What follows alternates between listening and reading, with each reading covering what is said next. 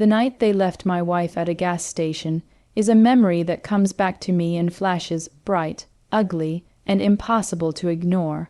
Picture this, it's 11:30 p.m. Rain starting to spit against the windshield, the dashboard lights painting the car a sick blue-green. My wife, Aisha, is halfway between two sobs and a laugh because she thought the whole thing was a joke, and the three people in the car with us are smiling like this is some funny prank. Then the car slows, someone says, "Get out here," and before she can blink they open the door and push her into the drizzle like she's a package they're dropping off. I drove away. I watched the taillights of their car disappear through the downpour while she stood on the concrete under flickering lights, holding her purse like a life preserver. Tell me, would you have sat there and done nothing? Was I wrong for what I did next? Tell me if you would have done the same thing. That question is what keeps me awake at night, because what followed was a decision I never thought I would make, and it changed everything. I need you to understand who these people were to us before I tell you how far I went. Aisha and I had been married 3 years. We met at the university library, both of us starving for more than just grades, and from day one she had this fierce loyalty that pulled me in. Out of the group that night, 2 were my wife's cousins we've always treated like family, and the third was their friend Humor, a guy who liked being the loudest person in any room. We had all been at a late dinner celebrating Shayla's promotion. Drinks were involved, music was playing, and somewhere between the second bottle of wine and the third round of jokes, a stupid dare turned into something worse. I won't pretend alcohol is an excuse, it never is, but I also can't ignore that what happened built on years of petty jealousies and resentments that had been quietly brewing. Before that night, the cousins Bilal and Faiza had always been slightly competitive with Aisha. Not openly mean, but always one-upping. The dress, the promotion, the social media post designed to make you feel small. Humor, meanwhile, thrived on embarrassment. He had a way of turning everything into content, of making people feel smaller to make himself look bigger. So when the idea came up, "Let's teach Aisha a lesson, it's harmless," they laughed and clinked glasses. "Harmless," they said. "We were on the road when they brought it up. Let's drop her at the gas station, make her walk back. She'll be fine." I heard Aisha laugh in the back seat. I heard her say, "You wouldn't dare." And then everything turned, they dared. They pulled that move where it's all pushed with laughter at first, and then someone touches the shoulder and the joke becomes a shove. They made the car stop on the side of the highway like it was a pit stop, opened the door for her, and said it as cleanly as it can be said, "Get out." When the door closed and they started driving again, I felt something in me freeze. It wasn't immediate righteous anger. It was this cold, precise quiet that ran under the skin. I pulled over, turned the car around, and went back. Their car was gone. Aisha was under the station's weak light, a plastic bag clutched to her chest because she had grabbed the wrong coat in the shuffle. She was shaking, not from the cold but from the humiliation, and she looked at me like I had been away for a week. "Why did they do that?" she asked, and the helplessness in her voice destroyed me. I wanted to call them every name that exists, to drive to their house and break their windows, to stand on their porch and scream until my voice was gone. Instead, I sat there, watched her get into the car, and drove home while replaying their laughter like a recording that couldn't be stopped. That night I didn't sleep, I didn't eat. I went through every memory of them, every small slight that had been dismissed as kids messing around or harmless teasing. I started keeping a list. Little things that were only small stitches in isolation, but, when sewn together, showed a pattern. Bilal had once posted a photo of Aisha's scholarship award on his feed, and captioned it with a backhanded joke. Faiza had shared a story making fun of Aisha's cooking in a group chat, and Humor had filmed Aisha while she cried and made it into a 3-second clip to show his friends. It was like a slow drip of disrespect. That night at the gas station was not an isolated incident, but the surgical incision that revealed the infection underneath. At first I tried the normal paths: confrontation, calm conversations, the I feel, statements you're supposed to use. I texted Bilal and said, "What happened last night was messed up." He replied with an emoji and lol. It was a laugh, dude, chill. I called Faiza. She pretended not to have been in the car. I texted Umar, and he sent a voice note filled with that ugly bravado. Bro, it was a joke. Don't be dramatic. They were all defensive in the way people are when they know they've gone too far, but aren't ready to admit it. Aisha wanted to just block them, to pretend it had never happened. She told me I should let it go, that they were family and this would just blow over. But every time she tried to shrug it off, I saw the way she checked the door before leaving the house, the way she flinched when a notification buzzed. Her quiet withdrawal hurt me more than the incident itself. It wasn't just about humiliation anymore. It was that our boundary, the line between love and disrespect, had been crossed, and our people had crossed it. So I started to plan. I know how that sounds, like a movie villain sitting in shadows plotting, but I wasn't picturing violence. I wanted consequences that would sting them economically, socially, and emotionally without crossing into something I could never come back from. Revenge isn't moral high ground, I get that, but neither is walking away when people repeatedly step on you. I told myself the goal wasn't to destroy, but to mirror. Make them feel small in ways they had made Aisha feel, but not physically hurt. I wanted them to understand the ripple effects of their actions. This is where things get complicated, because the line between justice and cruelty is thin, and I walked it with a shaky, unsteady gait. First, I gathered evidence. This meant painstakingly scrolling through old group chats, compiling screenshots of the times they had posted and joked about Aisha, saving the voice notes, and collecting witness statements from people at the dinner who had seen the push. I didn't hack anything. This was all information I had access to as their friend and relative. I paid a visit to the station manager and asked if the security camera had footage of the lot at the time. He squinted at me, probably thinking I was another couple trying to handle a petty spat, but he surprised me by saying, "If you bring me a written request, I can pull the footage for you." So I did. The footage showed all of it. The car stopping, Aisha stepping out, the cousins laughing, the car accelerating away. Seeing their faces on camera, laughing while she stood wet and alone, turned my anger into a more refined fuel. I wasn't content with rage. I wanted repercussions. I mapped their vulnerabilities. Bilal had recently started a small landscaping business that depended a lot on word of mouth and a few key contracts with local real estate agencies. Faiza worked as an assistant manager at a boutique.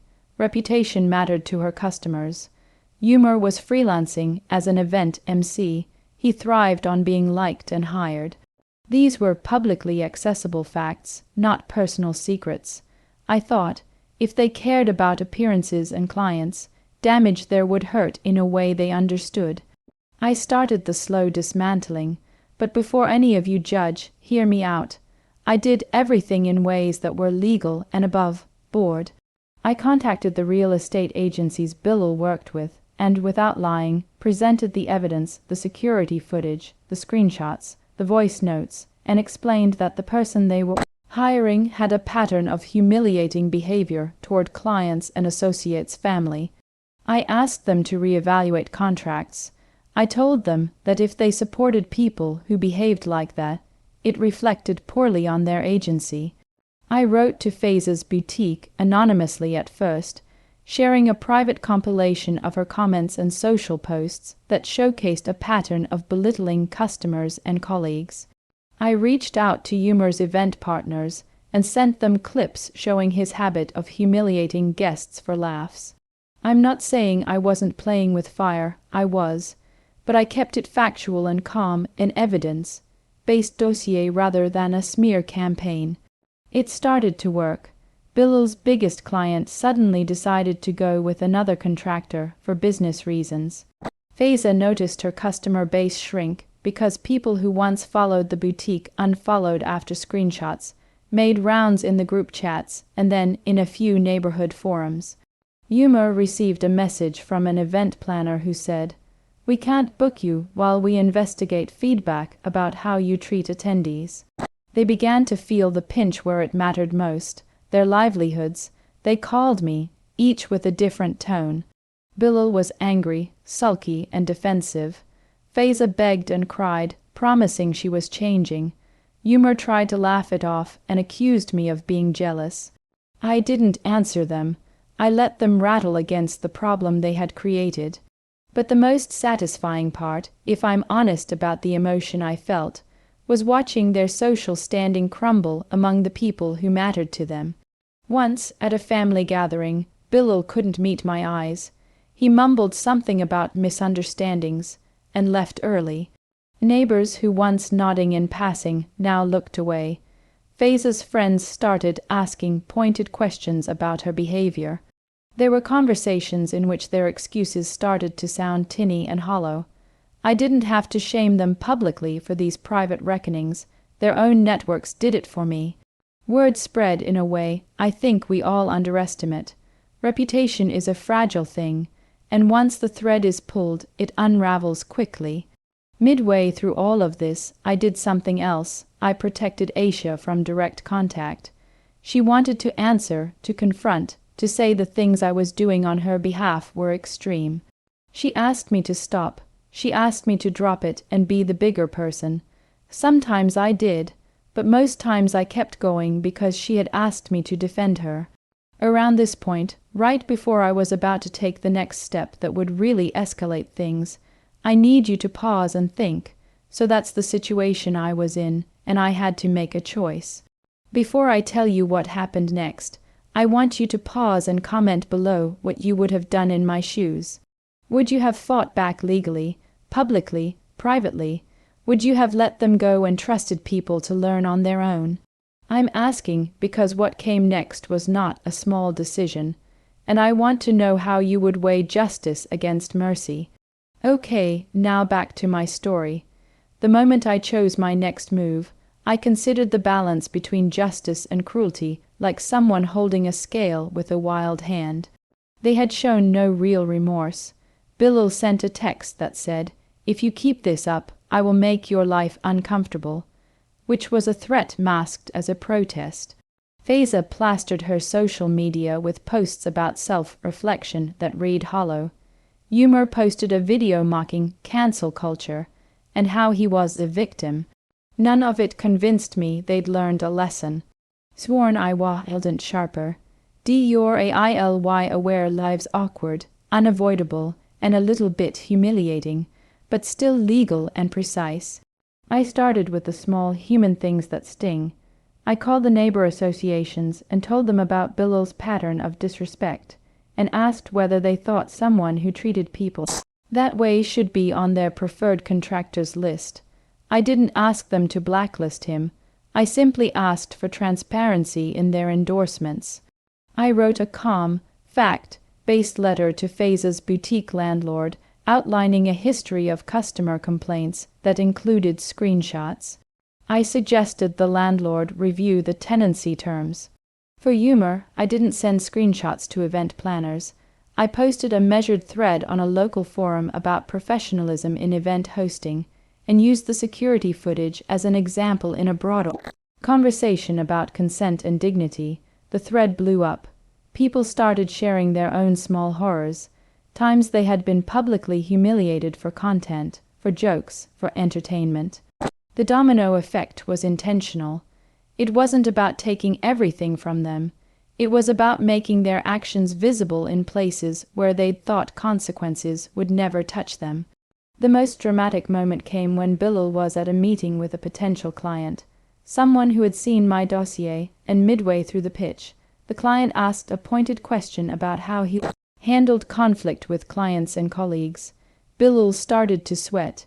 He tried to laugh it off, and the client frowned, and that was the end of the contract. He called me later and said, "You don't understand what you did to me." and his voice cracked in a way that showed this was more than money. It was pride. Maybe that's the clearest measure of what I had done. I didn't just cut their paychecks. I took their comfortable illusion that they could laugh at people without consequence. Of course, there were costs. Revenge isn't a free currency. It taxes your conscience and eats at any moral high ground you may have claimed. My mother called me and asked why we were escalating to this level. Aisha cried once in the kitchen and said, "I don't want people to think I'm vindictive." My hands shook sometimes, the way a person shakes after running a marathon they're not prepared for. At night, I replayed the gas station again and again, wondering if the path I chose had been worth it. But then there were moments that steadied me. Aisha not flinching when she left the house anymore, walking into rooms without scanning for humiliation. When she smiled again, not the small, guarded smile, but a fuller one that belonged to the woman I married, I knew something had shifted. There was one final, quiet blow that wrapped things up in a way I didn't expect. After months of losing clients, facing awkward conversations, and reading social threads about dignity and consent, the cousins came to us. Not with threats, not with jokes, but with apologies that looked real because they took time. Bilal sat across from me and Aisha at our kitchen table, his hands folded like someone about to be judged. He told us about how he had watched a video from a friend of his who had once been on the other side of a similar prank, and how it had ruined that person's marriage. He said he realized the pattern, how his jokes had always had a sting. Faiza broke down and said she had stopped to think about all the times she had laughed at someone else to make herself look better. Humor, worst offender, sent a letter of apology that was long, reflective, and not performative. It took weeks to tell if they were sincere. Apologies poured in first like rain on a car window, and then steadied into conversations. They offered to make amends, help Aisha with something she needed, donate time to a cause that mattered to her, attend counseling. These were humble things, and I accepted only after Aisha agreed. She said, "If you want to forgive, it should be on your terms." And that felt right. The aftermath had other consequences too. Bilal's business recovered slowly, not because of me, but because he genuinely tried to rebuild trust. Faiza changed her approach at the boutique. She took customer service classes and became actively involved in community outreach. Humor stopped doing those cringe, prank bits and focused on events where respect was part of the package. I don't claim credit for their transformations. People can change if they want to, and maybe the fear of losing everything was the wake-up call they needed. But I do know this: when people who hurt you are forced to confront the real cost of their actions, not just to their bank account, but to their humanity, it's a powerful thing. If you're wondering whether revenge made us happier, the answer is complicated. The classic image of revenge is cathartic blow by blow, cinematic and clean. Real life isn't like that. My posture softened, my anger receded, but there was always this small, permanent knowledge that I had chosen to make their pain visible. That carries weight. I wrestle with it. I sometimes wish I had handled things with less escalation, more conversation. Other times I think of the night at the gas station and the way Aisha stood under that cold light, and I know I would do it again. The moral, for what it's worth, isn't revenge is right. It's silence in the face of repeated disrespect lets abuse continue. There are paths between passive acceptance and vicious retaliation. I tried to find one that held them accountable without destroying their futures. So here's my final thought. Protect the people you love, but try to keep your humanity while doing it. The line is narrow, and your choice will define you. If you were on my side through this whole mess, like this video, if you think I went too far, let me know in the comments. I'm genuinely interested in hearing the other side because I still wrestle with it. Subscribe for more stories like this where I test the limits of what we do for those we love. Share your final thoughts on this whole mess in the comments section below. and tell me what you would have done when they left my wife at the gas station. I'll see you all in the next story.